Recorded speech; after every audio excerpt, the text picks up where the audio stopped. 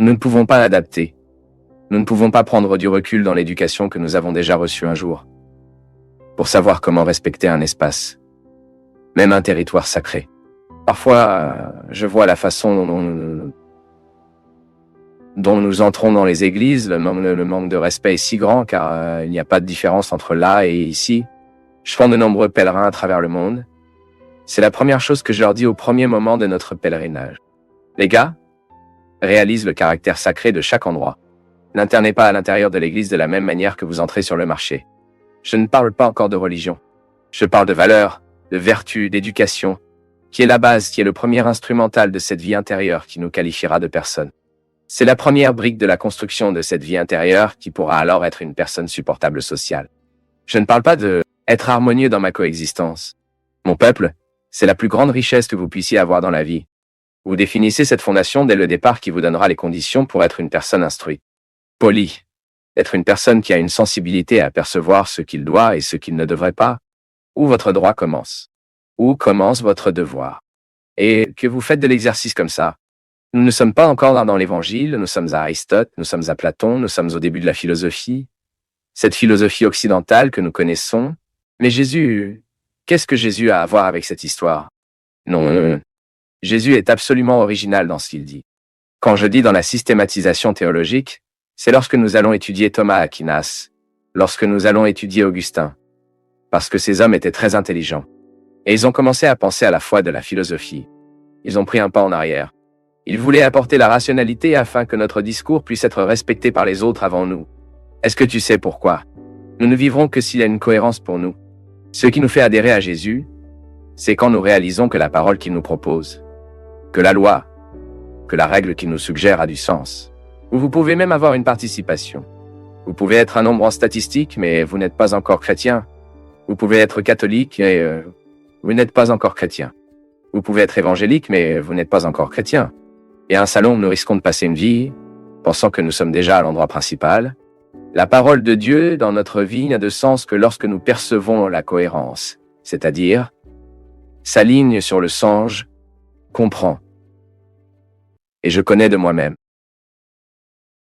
Car c'est en moi que le mystère est réalisé. C'est en moi que Dieu est possible. Ah, mais prêtre, alors pourquoi je sors et je vais à l'église?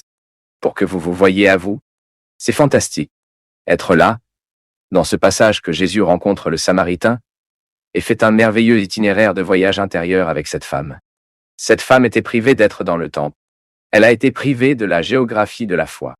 Jésus libère cette femme dans la clé principale, où toutes les chaînes de leurs esclaves ont été arrêtées, placées. Femme, il y aura un moment, et le moment est arrivé, quand il ne sera pas là, il ne sera pas là, mais sera pas là, mais ce sera en vous-même, en esprit, en vérité. Je peux donc symboliquement, religieusement, quitter ma maison et aller à l'église. Pourquoi? Parce que là, ces murs, cet autel, cette liturgie me rend plus facile de me pénétrer. Et entrant en moi, je commence à vivre l'expérience d'une confrontation personnelle avec Dieu, qui me montrera chaque détail de mon indigence. Ne me rejetant jamais. Ne me rejette jamais. Mon indigence, cette indigence morale que je découvre, cette indigence émotionnelle, puis vous pouvez déplier cette indigence dans tous les aspects que vous percevez en vous. J'ai des indigences morales, vous avez. Je ne suis pas toujours juste. Pas toujours dans ma relation avec les gens que je peux rendre justice. Prévaloir. C'est une indigence. Qu'est-ce qui cause cette indigence?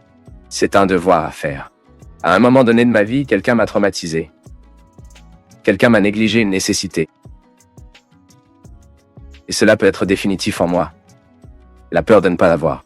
Habituellement, lorsque nous étions très pauvres dans l'enfance, nous prenons le temps d'être généreux après que la vie nous ait donné quelque chose.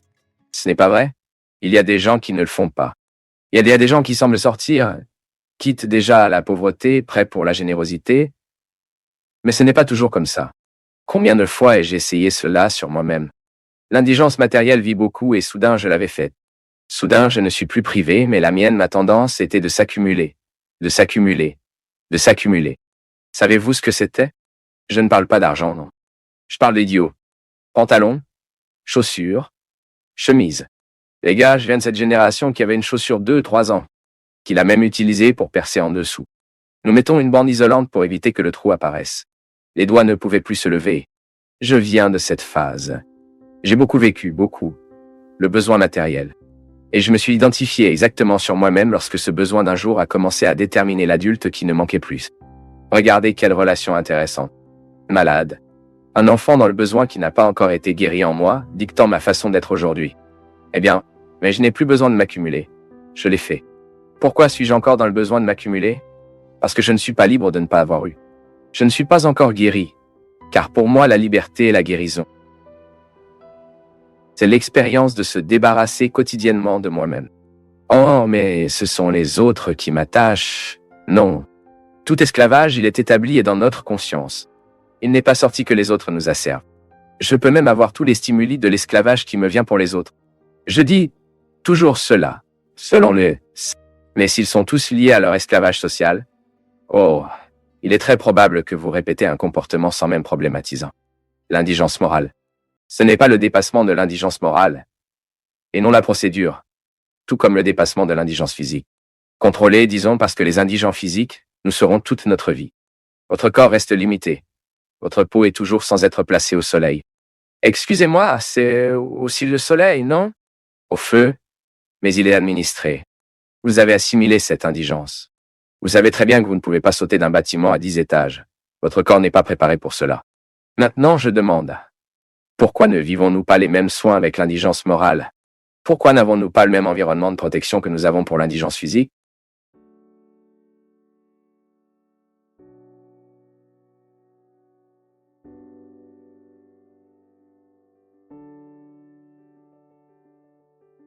Comment parfois nous comprenons mal le moment de la perte? Ou nous interprétons gravement le moment du gain. Ne gagne pas toujours n'est pas Gabriel? Ne perd pas toujours. Exactement. Parfois une famille ne gagne que lorsque les gens comprennent ce qu'ils perdent comme gagner. Quand ils sont capables de faire un sacrifice parce qu'ils savent que ce sacrifice viendra au profit de la famille. Cela deviendra un avantage et parfois ce qui semble être une défaite est si merveilleux dans la vie de quelqu'un. Lorsque vous semblez perdre quelque chose et quand vous murez, et que votre vie commence à avoir une autre signification de cette défaite apparente, il n'est pas une défaite, alors vous ressemble alors à vous perdu. Il a perdu parce qu'il a perdu une petite amie. Perdu parce qu'il a perdu un concours public. Perdu parce qu'il n'est pas allé à l'université. Il a perdu parce qu'il voulait faire un voyage. Tu as perdu. Et soudain, face à ce moment de défaite, vous avez perdu parce qu'une personne que vous aimiez beaucoup est morte. Et vous avez beaucoup combattu pour lui sauver la vie. Et que vous n'avez pas sauvé. Donc cela ressemble à une défaite. Mais face à cette défaite apparente, les pleurs, c'est très bien. Et parfois, nous pensons que c'est une défaite de montrer le sentiment, parce que je suis faible, je suis un perdant. Et c'est tellement intéressant que les gens, ils ne mûriront que lors de ces défaites et de ces victoires politiques. Parfois, vous prenez un candidat qui gagne une élection, qui fait une belle campagne, quelque chose comme ça, mais une chose est une belle campagne, une autre chose est de gérer une ville, un État, et parfois celui qui a été vaincu, la population commence à le regarder, à parler comme cela, mon Dieu, c'est Histoire de Mandela, un homme qui est coincé 27 ans et laisse la prison à aimer et à ne pas détester. C'est la victoire, non? Avez-vous imaginé qu'il avait tout ce pouvoir de faire ce qu'il voulait? Le président pourrait très bien établir un régime qui rendrait justice à tous les Noirs, non? Que au-delà des Blancs.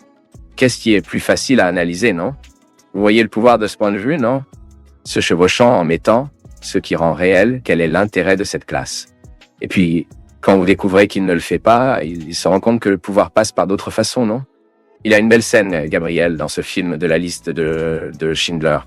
Lorsque Schindler entre dans ce bureau, je ne sais pas s'il était un général, ce qui est extrêmement méchant, et qu'il traite gravement cet employé qui est à l'intérieur, et menace en quelque sorte la mort, et donne un coup devant Schindler, et tue ce juif devant lui, et dit comme ça, c'est pour montrer que j'ai du pouvoir. Ensuite, Schindler le regarde comme ça, mais ne pas tuer, c'est aussi montrer le pouvoir. C'est très intéressant. Et parfois nous s'identifions uniquement l'aspect le plus brillant du pouvoir. Quand nous gagnons, quand nous perdons. Cela dépend de la façon dont nous l'interprétons. Et en passant, je suis de plus en plus convaincu que le développement de cette sensibilité chez l'homme est important. La capacité de voir la vie avec un peu plus d'amplitude. Parfois, notre vision est très réduite. Gabriel, de nombreuses souffrances sont nourries en raison du manque d'amplitude dans la compréhension des choses. L'autre jour, j'ai trouvé une femme qui souffrait amèrement d'un problème dans sa maison. Un problème de famille. Le problème était petit, pas une chose désastreuse, c'était une chose très simple. Vous savez ce que c'était? La fille était mariée à un évangélique. Et elle était inquiète, et en fait, elle allait épouser l'évangile, elle ne s'était pas encore mariée. Et quelle était la préoccupation de cette femme? Là où ça allait être la cérémonie et où les enfants, les petits-enfants seraient baptisés. Puis ils ont vu un traumatisme. Non, elle a créé l'enfer. Elle a créé l'enfer dans la vie de son fils et créé l'enfer dans sa vie. Parce que cela dimensie le problème en quelque sorte, amplifiant le problème malhonnête. Je lui ai dit, pour l'amour de Dieu, le problème est le cancer. Le problème est un enfant arrêté, il est un fils drogué. Maintenant, un enfant qui épousera une fille évangélique et sait où ce mariage se produira. Et comment ces enfants seront baptisés? Pour l'amour de Dieu. Puis je lui ai demandé, bien, la fille est bonne? Puis elle a dit, à droite, a donné ce silence et a dit comme ça, la fille est merveilleuse, pleine de valeur. J'ai dit, cela commence à identifier et à regarder qu'il est une personne instruite, est une personne très qualifiée, que cette femme, une femme très intelligente, mais à ce moment-là, elle a réduit son intelligence à une émotion idiote, n'a pas été en mesure de rationaliser l'émotion qu'elle avait, et souffrait de manière malhonnête en créant du malaise pour elle, créant un malaise avec la future belle-fille, créant un malaise avec la future belle-fille, créant un malaise avec son fils à cause une petite question qui aurait pu être administrée sans tant de conflit, mais c'est là que la question est, vous savez, père, ces jours-ci aussi, une femme dans l'émission de radio à Canson Nova a envoyé un email là-bas disant qu'elle était très méfiante de son mari parce qu'elle avait réalisé, afin qu'il soit très heureux, c'était très euphorique à droite, et puis une voisine de sa pensée qu'il était avec un amant à droite. Et elle dit dans l'email qu'elle a commencé à soupçonner, a commencé à remarquer qu'elle n'a jamais rien vu, et qu'elle a décidé de demander, et que chaque jour elle demande à son mari. Elle regarde Marie et parlait, avez-vous un amoureux? Ou vous n'avez pas d'amant? Elle parle comme ça, chaque jour, je me bats avec mon mari, et mon mari a maintenant dit qu'il ne pouvait plus me prendre. J'ai dit, bien sûr, il ne peut plus te supporter. Vous ne l'avez jamais vu avec aucun amoureux, vous avez décidé de rompre avec ça. Il est allé consulter un voisin qui n'a rien vu non plus, mais se méfie de sa joie qu'il ait un amoureux. Vous n'avez pas de problème, vous avez créé un problème. Et puis vous créez un problème et les gens créent des choses là où il n'y a pas. À ces moments, lorsque vous dites la personne qui a un cancer, la personne qui a une plus grande maladie, nous parlons de la beauté d'un travail bénévole. Lorsque vous, face au problème de l'autre, vous parlez, mon Dieu. Ces jours-ci, j'ai interviewé le chat ouvert au président d'ACD, qui est son admirateur, non? Un homme fantastique. Un homme fantastique. Et puis nous montrions des scènes, ses petits bras, sans jambes, mais dans une joie, jetant une capoeira, la natation, la mer dans le bonheur, l'autre garçon avec un certain nombre de problèmes, un rire étonnant. Ensuite, vous dites, mon Dieu, ce garçon n'a pas de bras. Ce garçon n'a pas de jambes. Il vit. Cette mère vit avec lui.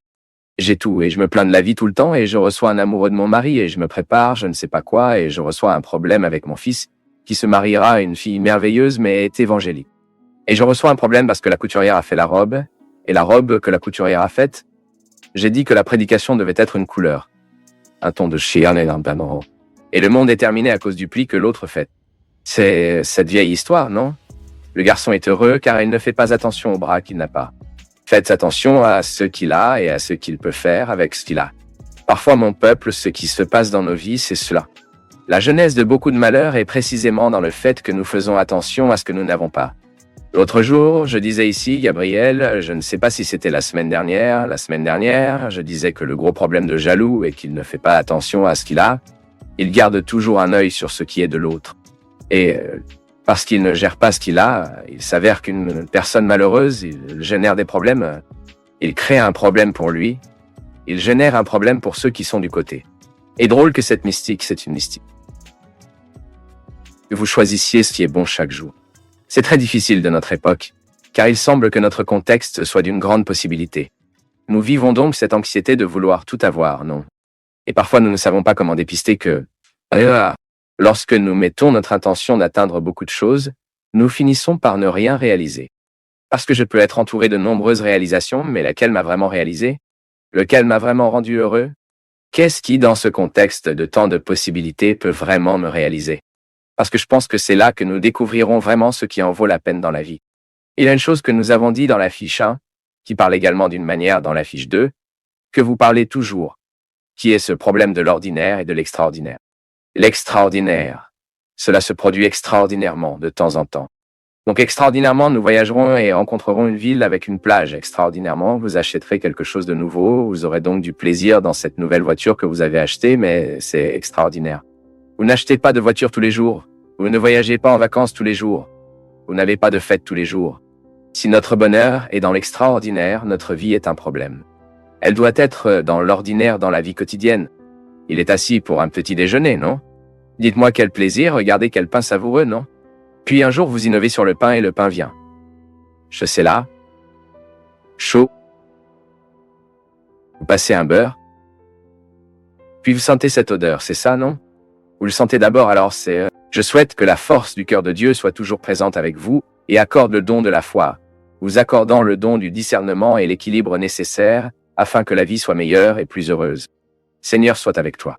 Il est entre nous. Versez la bénédiction du Dieu Tout-Puissant sur nous, Père, Fils et Saint-Esprit.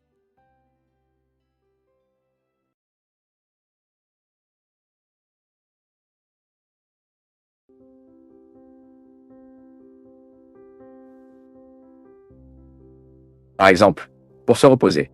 C'est son droit. Il a besoin de restaurer dans le cœur ce qu'il offre tout au long de la semaine. Père, il y a des prêtres qui célèbrent 5, 6 messes par dimanche. C'est épuisant, mon peuple. La grâce de Dieu nous soutient, mais nous devons également chercher l'immobilité afin que cette grâce atteigne nos cœurs et nous réinitialise avec notre patience. Plusieurs fois, nous trouvons nos prêtres, nos bergers qui donnent aux gens, ce n'est pas parce qu'ils sont mauvais, c'est parce qu'ils sont fatigués, ils sont excessivement portés. Donc nous, les laïcs, vous qui accompagnez vos prêtres là-bas, faites attention si le prêtre est ne fonctionnant pas trop, si vous ne demandez pas trop de lui, offrez-leur cela. Le prêtre passera une journée à la maison. Personne ne vous dérangera. Nous proposerons une maison où vous pourrez vous reposer un peu, passer du temps avec des gens qui ne demanderont rien en tant que prêtre, où le Seigneur n'est qu'un être humain. Là où le Seigneur peut prier, il peut se taire. Et vous ne pouvez pas négliger dans votre vie la construction de cet espace. Même dans notre vie consacrée. Nous qui sommes consacrés à Dieu. Je vois ici sur la nouvelle chanson comment ces garçons et ces filles travaillent. Ils fonctionnent beaucoup. Mon droit directeur, Shin, qui travaille maintenant dans les coulisses. Combien de fois ce garçon passe les programmes d'édition de nuit? Parfois le programme qui devra être répété, il passe la nuit à éditer ses travaux. Cela fonctionne beaucoup. Si vous voyez cette équipe qui est ici, ce sont des travailleurs et n'ont pas beaucoup de temps. Mais vous les regardez, vous chercherez dans leur vie, les consacrer surtout. Trouverez toujours leur espace silencieux devant le Seigneur, cherchant la restauration de cette vie spirituelle qui descend si nous négligeons. Je vous ai dit ici une fois, et répétez à nouveau. Fondateur de la congrégation du Sacré-Cœur des Pères de Jésus où j'ai été formé, Dieu merci, toute ma formation que je dois à la congrégation du Sacré-Cœur de Jésus. Pour le Père John Léo de l'Honneur, il l'a dit, Dieu ne peut rien faire avec nos œuvres s'il avant qu'il n'ait pas de cœur. C'est ce dont je parle. Lorsque nous offrons à Dieu notre service et oublions de lui offrir le cœur, qui est la métaphore de toutes mes coulisses, Dieu ne sera pas en mesure de restaurer ce que j'offre à l'autre à travers mon travail. Et en peu de temps, je vais m'offrir, seulement moi je porterai trop, je serai fatigué, je perdrai ma patience, je serai stressé, je serai dégoûtant avec les gens et j'oublierai la délicatesse, c'est précisément la caractéristique de chaque chrétien. Par conséquent, n'ayez pas peur de vous présenter dans la dynamique de votre vie quotidienne, l'espace de votre restauration intérieure. Ça peut durer 5 ou 10 minutes. Silence, prière, respiration profonde. L'exercice de la respiration profonde est excellent pour ceux qui veulent entreposez-vous, pour ceux qui veulent bien dormir. Une bonne lecture, une chanson qui vaut la peine de bien faire. Il y a des gens qui ont besoin de rompre avec des rencontres qui sont terribles, désastreuses. Cette personne ne fait que vous blesser, vous le savez, mais vous avez un lien avec eux, vous avez un besoin affectif. Vous ne pouvez pas rompre cette relation. Alors vous vous encouragez soudainement, vous êtes tout clair avant vous, parce que bien que cela vous rend si mauvais, vous avez un lien maladif avec elle, la dépendance affective, vous savez que c'est mauvais, mais vous ne savez pas comment vivre sans. Ensuite, vous commencez à prendre des mesures. La première semaine est horrible. Vous souffrez, vous pleurez, vous ne pouvez pas entendre la musique, vous ne pouvez pas sentir, vous ne pouvez pas voir ce petit morceau de... Je ne sais pas ce qu'il a oublié chez vous. que tout ce qui est terrible. Mais soudain, vous commencez à prendre des mesures de libération. C'est comme si vous marchiez vers une terre qui ne fera que vous faire du bien. Et un mois plus tard, cette souffrance s'est améliorée. 2 mois plus tard, cette meilleure souffrance. Et soudain, vous ne vous souvenez plus, bien sûr, il y a encore un lien silencieux désarmé. Parce que la dépendance affective, elle ne mourra pas du jour au lendemain. Nous en avons besoin. C'est comme si vous étouffiez une cellule cancéreuse avec le processus de chimiothérapie. Vous savez que vous retirez la vie de la cellule cancéreuse. Et la cellule là-bas 3 mois plus tard. Vous rencontrez cette personne et vous avez cela rechute célèbre. Là, c'est prêt. Le château que vous construisiez, le sol que vous marchiez, ce qui avait été si difficile, vous le jetez et vous revenez en Égypte, vous revenez à l'esclavage. Vous faites de même que les compagnons de Moïse voulaient faire, mangez à nouveau l'oignon, mangez à nouveau la nourriture pourrie et endommagée. Ensuite, vous reprenez cette relation, car elle est malade, et vous n'avez pas pris en charge la bonne distance que vous devez maintenir. Parce que lorsque vous avez cette dépendance affective, vous devez établir la distance, car sinon vous ne guérissez pas.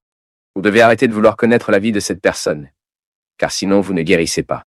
Vous devez arrêter de courir sur son Facebook, car sinon vous ne guérissez pas. Vous devez arrêter d'enquêter sur votre vie. Où est-elle allée? Qu'est-ce qu'elle était? Vous devez cesser tous les points qui peuvent vous donner envie de retourner en Égypte, parce que sinon vous ne vous libérerez jamais. Puis, 3 mois plus tard, vous êtes déjà belle et belle, tuant le cancécelle. Vous donnerez plus de baisers sur la bouche. Dans un instant, ma fille, vous êtes en enfer pire qu'il y a 3 mois, et ainsi. Lorsque nous ne savons pas comment vivre l'inconfort qui nous construit, nous obtenons le boycottat tout le temps. C'est comme arrêter de boire, c'est comme arrêter de fumer. Vous manquez de fumer 1 an et vous célébrez parce que vous avez cessé de jeter cette toxine cancérigène dans votre corps et soudain, vous y allez et allumez une cigarette idiote et cette dépendance revient comme un monstre capable de vous manger entier. Prêt. Tout ce sacrifice que vous avez fait des premiers jours sans fumer va au sac. Pourquoi? Tout ce sacrifice va au sac. Pourquoi? Parce que vous n'avez pas pu vivre l'inconfort de renoncer. Mon peuple, il est impressionnant de voir comment cette main de Dieu nous aide comme ça. Nous faisant conscience de ce dont nous avons besoin pour briser dans nos vies, sont des situations dont nous avons besoin pour lui fixer des limites. Sinon, nous ne serons jamais guéris.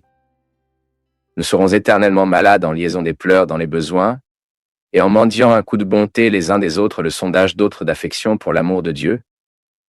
Nous n'avons pas été faits pour que nous n'ayons pas été faits pour traîner affectueusement les autres. Nous sommes faits pour aimer. Et l'amour n'a un sens que dans nos vies si c'est pour nous construire, si ça va aider à traverser l'inconfort du désert. Sinon, cela n'a aucun sens. Ce pseudo-amour que parfois nous disons qu'il l'inconfort de la vie lorsqu'il est bien vécu, cela ne fait que nous améliorer. Prenez ce petit masque pauvre que vous vous en tirez au visage pour que les autres soient éternellement désolés pour vous. Vous ne perdez que du temps dans la vie comme celle-ci. Quel idiot! Dieu nous tient dans notre main. Nous pouvons pouvoir traverser ce désert. Il ne s'agit pas de tomber éternellement et de manger à nouveau les oignons de l'Égypte, parce que nous avons eu pitié de nous, parce que nous devions pitié de l'autre. La marche est en avant qui va. Et un moment vient où Moïse arrive devant Dieu et parle, « Maintenant, vous résolvez cette situation parce que je ne sais plus quoi faire. » Ils ont déjà construit un veau d'or au milieu du chemin. Ils ont déjà confondu. Ils aiment déjà même d'autres situations. Alors, ne se souviennent même pas que le Seigneur existe. Ils ne reviennent pas parce que c'est trop loin, mais ils reviennent d'une autre manière. Ils ne revenaient pas en géographie. Il sait, ils ne reviennent pas géographiquement parce que c'était loin de l'Égypte. Ils mourraient à mi-chemin. Mais ils ne sont pas revenus géographiquement, mais ils sont revenus affectueusement. Parce que parfois nous avons déjà dépassé le territoire de notre esclavage physique. Je suis déjà sorti de prison, mais la prison ne m'a pas quitté. C'est comme ça que ça marche. J'ai déjà avancé ma liberté, mais je n'ai pas atteint ma liberté. Je n'ai pas décrété la conquête de ma liberté. Je suis donc affectueusement attaché à mon passé.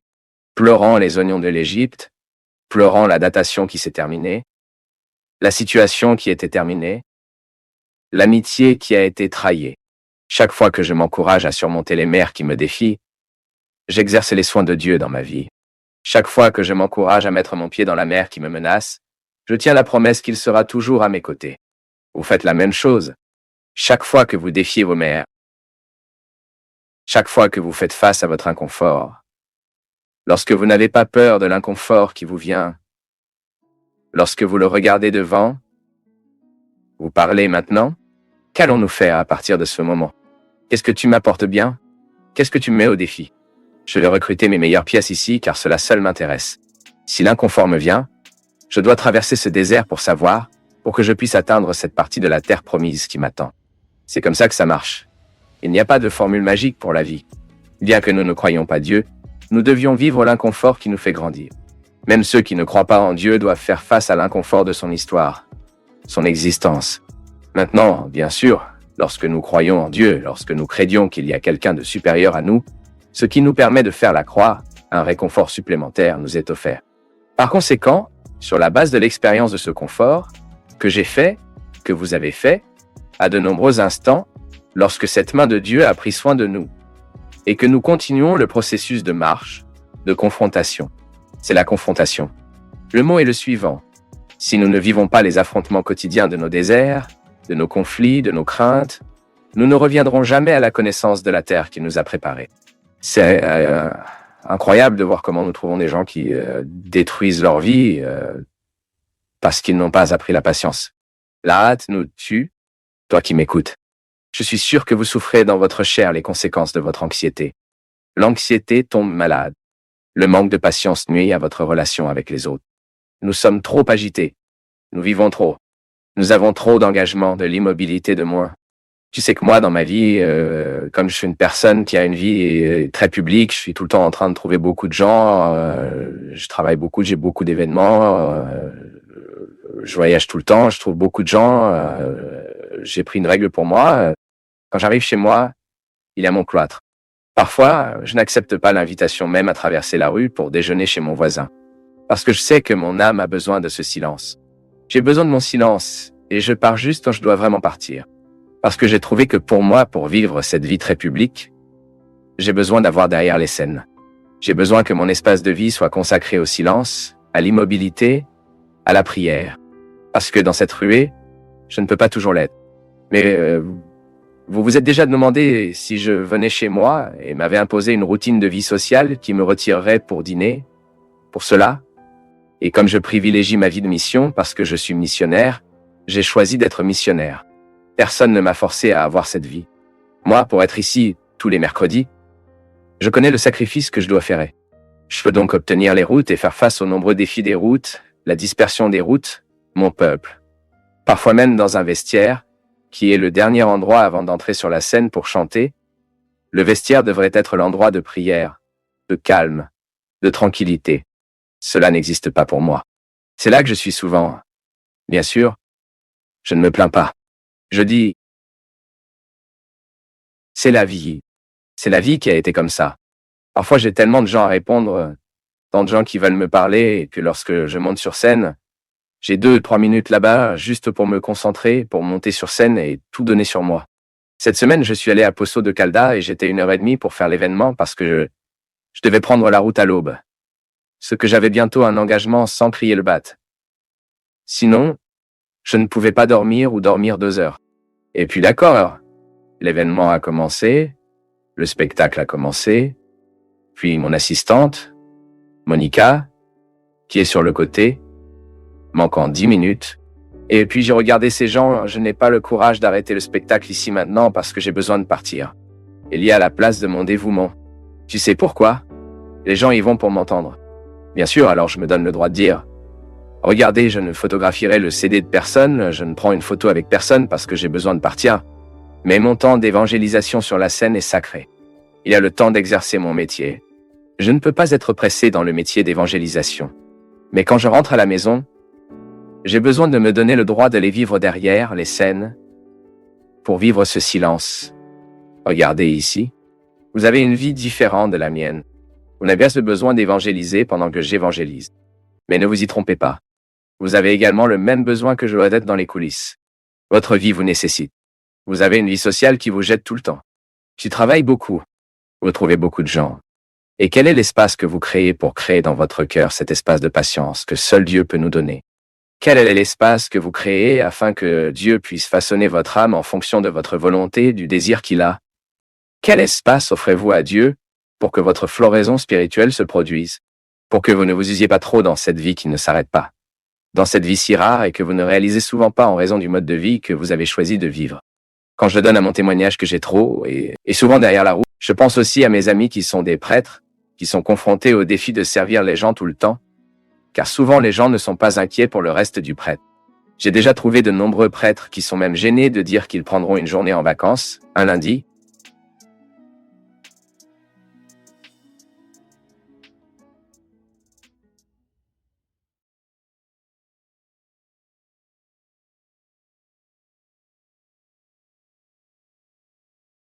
Eh bien, si tu es encore ici, c'est que tu es prêt à changer.